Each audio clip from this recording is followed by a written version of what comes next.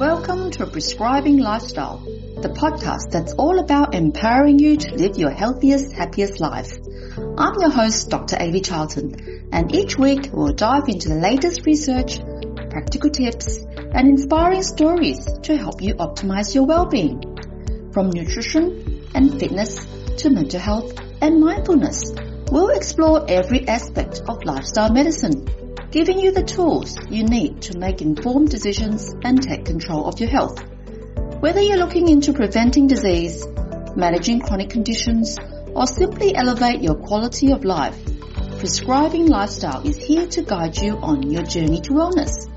So, sit back, relax, and get ready to embark on this transformative adventure towards a healthier, happier you. Let's dive in. Hello, welcome to another episode of Prescribing Lifestyle Podcast. The title of this podcast episode is Morning Routines That Set You Up for Success. Would you like to succeed in your life? Would you like to build a good morning routine so you can feel better in yourself and you can be more productive? You can start the day refreshed and you can make it as a habit. Who has a good morning routine? And I certainly am quite proud of my morning routine. It's at the time of recording, it's still school holiday, so I get to sleep in a little bit. So during the school holiday, I wake up at 6 o'clock. During the school term, which is this coming Friday, not long now, school will go back, I wake up at 5:30. When I wake up, I get out of bed. I don't have a snooze button. I get up, brush my teeth, and then I go to have a coffee straight away. There are lots of studies and people that suggest not to have coffee first thing in the morning, but I feel like I still want to have that coffee. So I have a coffee, then I sit on the couch and do breathwork. My breathwork started 5 minutes every morning, and it's now built up to 10 minutes and even 30 minutes on weekends. Then I go and do my exercise. It could be running or it could be a strength workout. On the weekends, on a Saturday, I go park run. On a Sunday, I go hiking around my bush area, and I love it. So exercise, and then I come back. I am ready for a shower, and I get my feet dirty, go outside and do a grounding routine. So sometimes I just sit on the grass or I stand on the grass for, let's say, 2 minutes, 5 minutes, 10 minutes, something like that.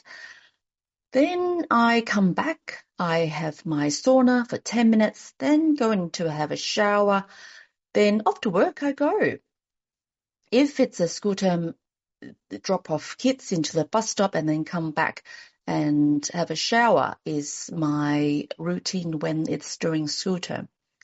So I'm feeling fantastic about my morning routine. You might see on my social media that I quite often will post kangaroo photos or I sit on the lawn photos, that I'm actually feeling great because I am grounded, I feel mindful, I love my morning routine. I feel like this morning routine sets me to a fantastic tone for the day. So there's a lot of science to it, and how you set up your day actually sets you up how you set up the morning actually sets you up for the day. How you start your morning really influences your mindset and energy for the whole of the day. A positive and productive morning really helps you to feel in control. You feel more focused and develop a successful day.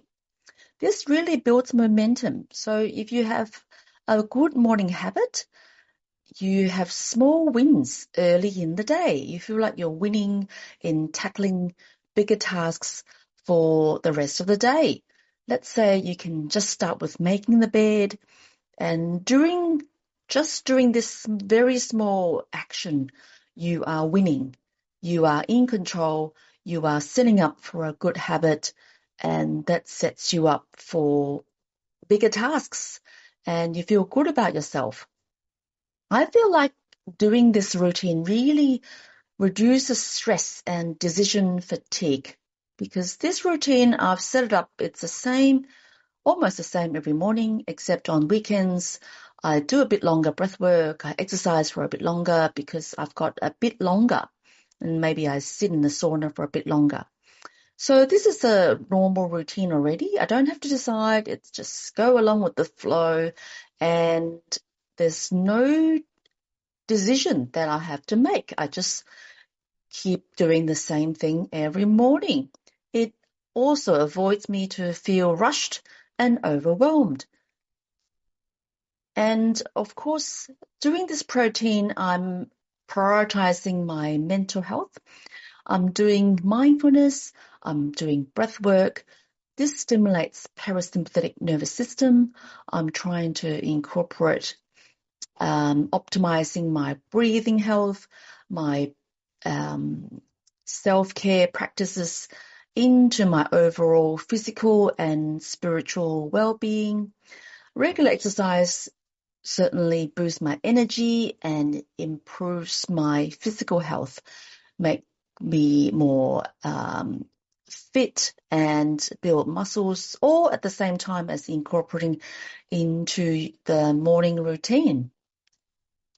So how do you build your morning routine?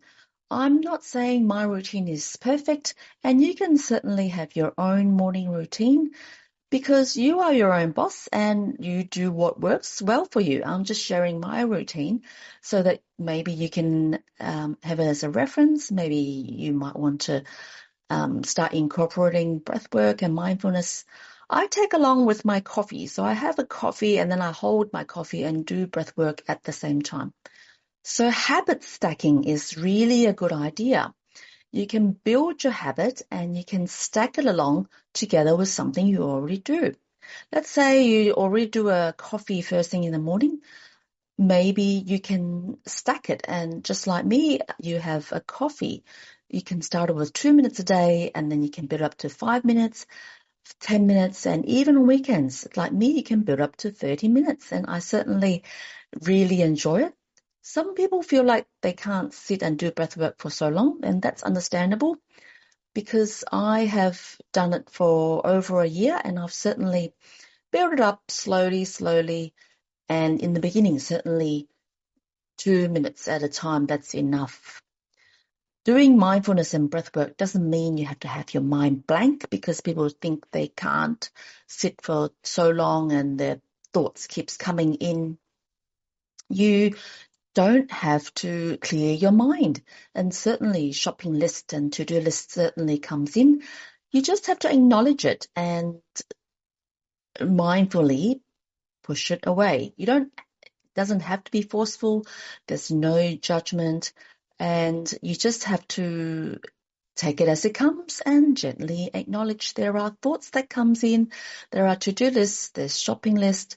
That's okay. That's all part of the process. It's all part of the practice. So some people like to journal. Some people ask yourself, what is the goal? So what's your goal of achieving a good morning routine? It helps to reduce stress. It can be helping to boost energy.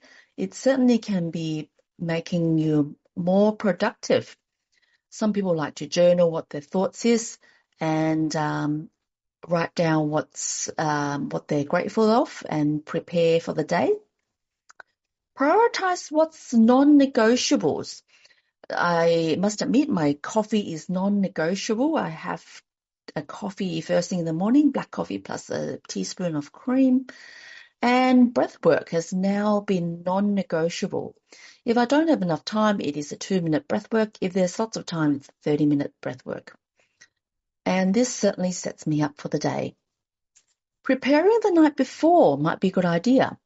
When I first started my exercise, could be 10 years ago, I laid out my workout clothes on the floor and I set myself up, and as soon as I get up, I look at those clothes and that is non-negotiable and it's prepared. So I put on those clothes, then I do my workout or go for a run outside. You can also keep a diary, so you can do a exercise habit diary. You can tick it off, and you can also reward yourself at the end of the week.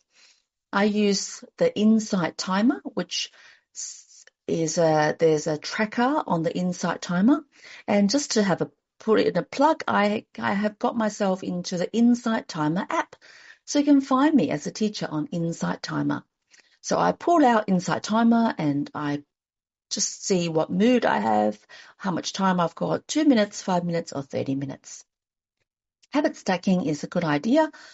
For example, when you're brushing your teeth, you can do some balancing exercises, have one foot up. When you're doing your coffee, waiting for your coffee, you can stand on one foot, and again, that's a balancing exercise. You can even do 10 squats while you're making your coffee or when you're waiting for the coffee machine to heat up. So do what feels good for you. Develop your morning routine. It doesn't have to be set in concrete. It's all part of a journey, and it might take time to develop. You can incorporate a little bit of, just a little bit at a time. So you can make it flexible. You should make it enjoyable. Tick it off, track your progress, and build it up. And I hope that you find this episode helpful. Let me know, send me a message what your morning routine is like. Share to me in my Facebook group, Melbourne Low Carb Clinic free group, and let me know what your morning routine is like.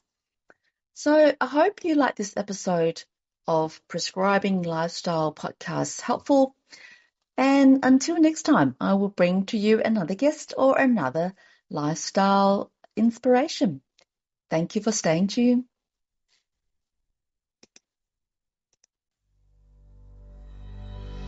Thank you for tuning in to another episode of Prescribing Lifestyle podcast. Before we wrap up, I have an exciting news to share. I have a new ebook called Low Carb Made Easy. It's now available.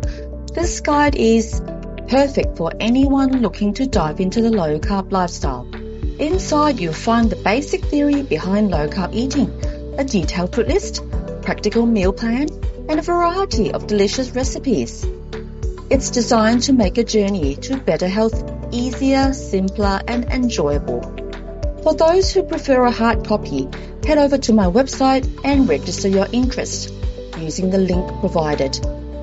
My website is www.mlcclinic.com.au. Head to online store. Remember, the information shared in this podcast, it's for educational purposes only and not proper medical advice. Always consult your medical professional before making any changes to your lifestyle and diet, or you can come and see me in Melbourne Low Carb Clinic.